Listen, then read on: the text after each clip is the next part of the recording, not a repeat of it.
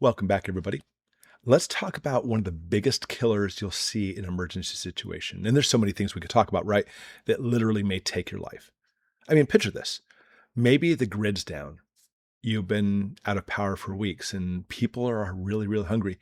Most people only have a few days of food, but you've been stockpiling. Worse yet, you've been up for days. Lots of stuff happening outside. You're trying to protect yourself, maybe your family. You're trying to repair your freezer because it's not working well, and you can't simply run to Walmart and buy a new one. You're trying to plant a garden and make it grow amid all the chaos. And on top of that, you're watching your back because people are out there and these people have not prepared and they want what you have. So, what's the killer? Out of all those scenarios, what's the one thing that's probably going to take your life? What is it? Is it your freezer dying? Maybe. I mean, maybe you actually have some certain medications you have to keep in a refrigerator freezer. Is it could be not having a garden you didn't stockpile? Sure, not having food could do that. How about the people out there? That's a big one, by the way. We think that, right? We think that's actually one of the biggest things because we only have 9 meals between civilization and anarchy. In other words, you take away just 9 straight meals from people, they've missed 9 meals. People get really hangry and they suddenly want to come get your corned beef hash. So have you heard of that? People don't prep. I mean, literally, even the government says, just have 3 days of food, you'll be fine. And off they go. And they don't have enough food when something happens that's long term, more catastrophic. And people think the government is going to take care of you when those situations happen. Have you seen the history of our government trying to get out there with like FEMA? You're dreaming, by the way. And I'm not saying they don't have plans, but getting those plans in motion, it's very slow going.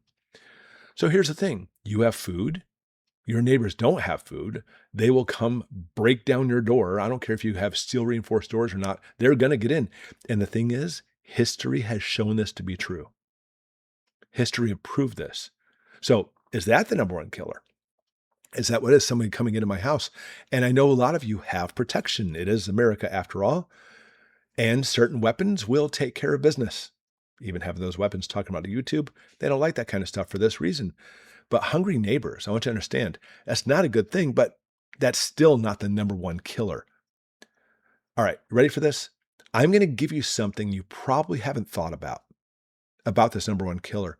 And in this situation, this is what's going to take your life. Are you ready for this? We think it's food or neighbors or your freezer or whatever this stuff. No, it's simply put fatigue. It's fatigue. Now, don't shut off the video. I'm going to explain why. I'm going to explain why medically and scientifically, why this is what's going to take your life.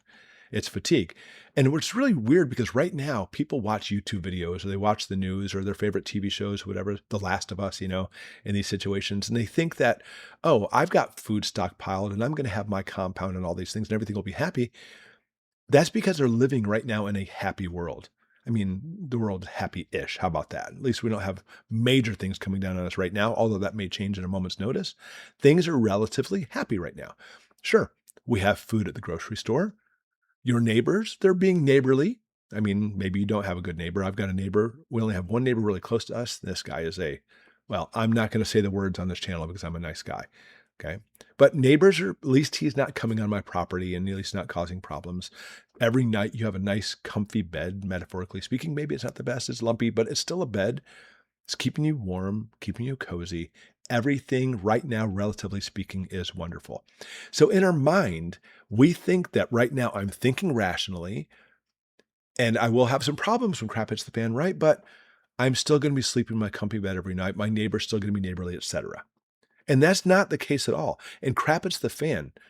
We're going to have problems with food. Even if you stockpile, you're going to have problems with food. You don't have the convenience of preparing your food easily. You can't simply just go out on the grill and barbecue some steaks. The smell will call neighbors. You will have bad neighbors. Even your best neighbor in the world will not be the best neighbor in the world. Your comfy bed, you're going to be sleeping with one eye open. Even if you have a group helping each other standing and watch, all of this accounts to this. Ready for this? Fatigue will set in. Fatigue. And I'm going to ask you a question. Have you ever been fatigued? And I'm not talking about you're just tired. Being tired contributes to fatigue. Fatigue is a whole different ballgame. It's a whole different situation. So in the comments, have you ever been truly fatigued? Because if you're just tired, it's not even close. Fatigue, first off, I want you to understand your attention decreases. You can really, right now in our happy-ish land, focus on things pretty well. But when fatigue sets in, you have a harder time focusing. And that's dangerous, obviously. You can't pay attention to things. Number two, your judgment and your prefrontal cortex and your decision making are completely diminished. In other words, you're not making the right thoughts. You're making wrong choices, which in itself may your demise.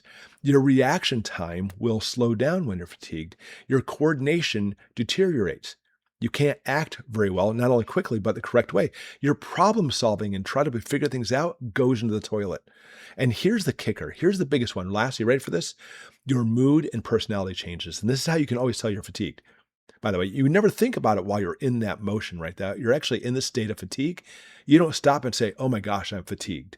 Hopefully you do. I've figured out on my own exactly when that happens. But most people, there will be an emotional wreck, crying, lying in a fetal position in the corner, all these things happening. They can't think straight and they don't want to get out of bed and they just lay there. Oh my gosh, I can't handle all these things happening right now. And there they are, sucking their thumb saying, I can't deal with life right now. That's fatigue. And all those things come into play. Angry neighbors, you not having food, not having a comfy bed and stuff, put you in that situation. And when it does, all of your reaction times, your coordination, everything go into the toilet. That's the dangerous part. Because a lot of times, even right now with things being happy, you get fatigued.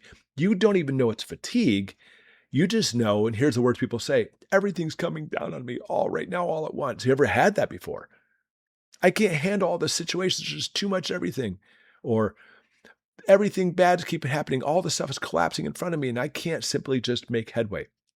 All of that's fatigue. And what it does in human nature is this. After you're in the fetal position, sucking your thumb, lying on the floor, you'll say things like, I just give up. I give up. Sure, it's the lack of food that got it there. It's angry neighbors, lack of sleep. You're not having a nice bed. All those things go into fatigue, but it's the fatigue that alters your mind. It will make it so you will not think or act rationally. Have you been there before? If you've been in fatigue, you know exactly what I'm talking about. The number one reason that you will die because of fatigue is because you will give up. And that's happening right now with things being happy-ish. What's it going to be like when crap hits the fan? Think about this. Everything's coming down on them. Their brain's not working right. There's war, there's famine, there's angry neighbors, all those things. And they literally don't see a light in the tunnel. They're like, what's the point of even living? And they don't. That's why it becomes the killer. You will not be able to react appropriately because it alters your mind. We're talking about this happening, not right now where things are when things are happy right now, but when it becomes the worst time of your life, fatigue will set in. So the only way to prevent this, ready? It's real simple, is simply work with fatigue. Right now, you need to put yourself in that fatigue situation. Shut off your power, learn to deal with the food, learn to deal with angry neighbors. I mean, don't go to your neighbor and make them angry, but always dealing with these things. It's not simply just watching YouTube videos and buying canned food.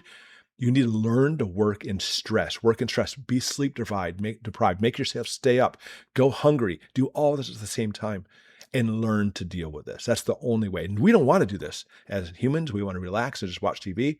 That's what you want to do. When crap hits the fan, you'll probably be one of the ones lying on the floor, sucking your thumb saying, I just give up. And I don't want that to happen because if crap hits the fan does happen, your life will depend on this because giving up, that's the reason you will not make it. And fatigue will make that happen. Interesting. Put it in the comments below. What are you going to do about this? And have you had this happen before to you? Because fatigue is a killer. Thanks for watching, everybody. We'll see you next time.